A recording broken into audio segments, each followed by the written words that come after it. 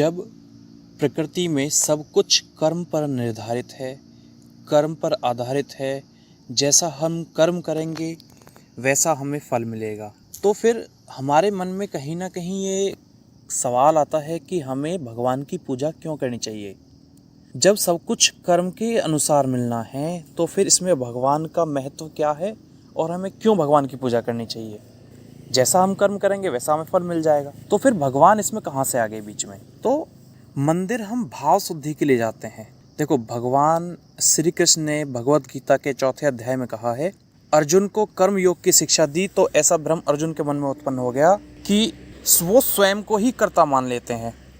इससे अहंकार जन्म ले लेता, कहीं ना कहीं अहंकार हमारे मन में आ जाता है और अहंकार स्वयं के नाश का कारण बन जाता है। देखो, कर्म करिए पर कर्म स्वयं में जड़ होता है और यह बात समझ में आ जाती है, तब फल देने वाले पर श्रद्धा हो जाती है। कर्म करना एक बात है, कर्म को पूरी साधना से करना ये अलग बात है। सदैव याद रखना चाहिए कि फल देने वाला ईश्वर होता है और जब हम किसी न किसी कार्य के लिए ईश्वर को धन्यवाद करते हैं, उसके अंदर हम अपनी श्रद्धा दिखाते हैं, तो हमारे अंदर एक सकारात्मक ऊर्जा हमें महसूस होती है।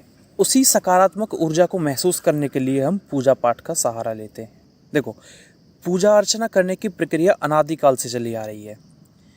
इसका उद्देश्य मन की शांति से है। मन की शांति कहीं ना कहीं कर्म को करने की गति में तीव्रता लाती है, इसलिए पूजा करने से हम कर्म की तीव्रता को बढ़ा सकते हैं। देखो, पूजा और कर्म इन दोनों में अगर हम तुलना करें तो आप देखेंगे कि कर्म ही प्रधान है, कर्म की प्रधानता हमेशा ही उच्च है। आप देखेंगे कि अगर माँ बाप की सेवा को चारों धाम की यात्रा के बराबर फल मिलता है, अर्थात यहाँ भी कर्म की प्रधानता इतनी है कि चारों धाम की यात्रा के समान पुण्य मिल रहा है। ठीक, वैसे यदि हम देखें तो ये कह सकते हैं कि पूजा और कर्म दोनों एक ही हैं, अर्थात जिस कार्य को आप करते हैं वह कार्य आपके लिए पूजा के समान है। उदाहरण के तौर पर अगर हम देखें, यदि एक डॉक्टर मरीज की सेवा में तत्पर है तो यही उसकी पूजा है और यही उसका कर्म है। एक छात्र अपनी पढ़ाई में ध्यान केंद्रित किए हुए है तो यही उसकी पूजा है और यही उसका कर्म भी है। एक वैज्ञानिक हर समय नए नए शोध करता है तो यही उसकी पूजा और यही उसकी कर्म भी है। अब इससे हम देख सकते हैं कि पूजा और कर्म मूल रूप से एक ही हैं। अलग अलग हमने इसे क्यों कर लिया? देखो, कर्म सामान्यतः 2 अर्थों में प्रयुक्त होता है, एक भाग्य या नियति और दूसरा कर्तव्य अथवा कार्य। पहले पर हमारा अधिकार नहीं है। भगवान श्री कृष्ण कहते हैं कि फल तो आपके हाथ में है ही नहीं, तो पहले पर हमारा अधिकार नहीं है। यह नियत है, पूर्व निर्धारित है, ईश्वर प्रदत्त है, हमें इसकी चिंता करनी ही नहीं चाहिए। कर्म अर्थात अपने समायोचित कर्तव्य को पूरा करना। हमारे उचित कर्तव्य क्या है? इसका मार्गदर्शन धर्म के द्वारा होता है। धर्म आस्था से जुड़ा होता है, लेकिन आस्था किस पर? सर्वव्यापी, सर्वज्ञाता, सर्वशक्तिमान ईश्वर की, जो दयालु है, प्राणी मात्र को अपनी संतान समझकर उसका पालन पोषण करता है, रक्षा करता है। हम मंदिर जाते हैं अपनी आत्मिक शांति के लिए, मन की शांति के लिए। जैसे मान लो, अब हम पूजा करते हैं तो भगवान को नहलाते हैं, उनको तिलक लगाते हैं, फूल माला चढ़ाते हैं, भोग लगाते हैं, उनकी आरती करके गुणगान करते हैं। ये सब ऐसे कार्य हैं जो सकारात्मकता को दर्शाते हैं, पॉजिटिविटी ये शो करते हैं। हमारा मन जितने शुद्ध भाव के साथ यह काम करता है, हमारे मन की सकारात्मक ऊर्जा उतनी ही हाई हो जाती है, बढ़ जाती है, और हमारे दिन की शुरुआत ऐसे काम से होती है जो हमारे मन को सकारात्मक ऊर्जा से भर देता है, शुद्धता से भर देता है। तो हमारा पूरा दिन, हर काम अपने आप में उत्तम हो जाता है।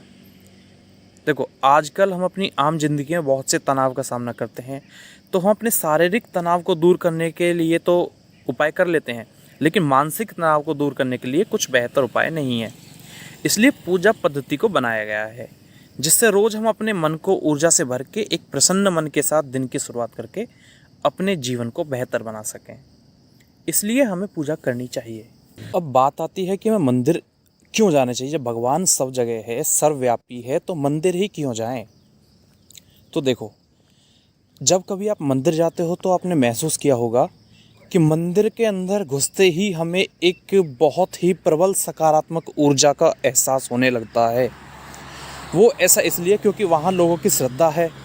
वहाँ हमें लगता है कि यहाँ सारी चीज़ें अच्छी हो जाएंगी। हम किसी कष्ट में हैं तो वहाँ जाके हमें आराम मिलता है। हमें लगता है कि यहाँ आके हमें राहत महसूस हुई। तो वो एक केंद्र बन जाता है शक्ति का। और जब हम भगवान की पूजा वहाँ पे करते हैं, ये मानते हैं कि भगवान वहाँ हैं स्वयं और हम उनकी सेवा कर रहे हैं, तो ऐसे में कहीं ना कहीं हमारे दिमाग पर इतनी पॉजिटिविटी आ जाती है कि हमारे अंदर जो छोटी मोटी बीमारी होती हैं, हमारे अंदर छोटे मोटे कष्ट होते हैं, वो और कहीं ना कहीं हमें अपनी समस्याओं का समाधान भी वहाँ से मिलने लगता है।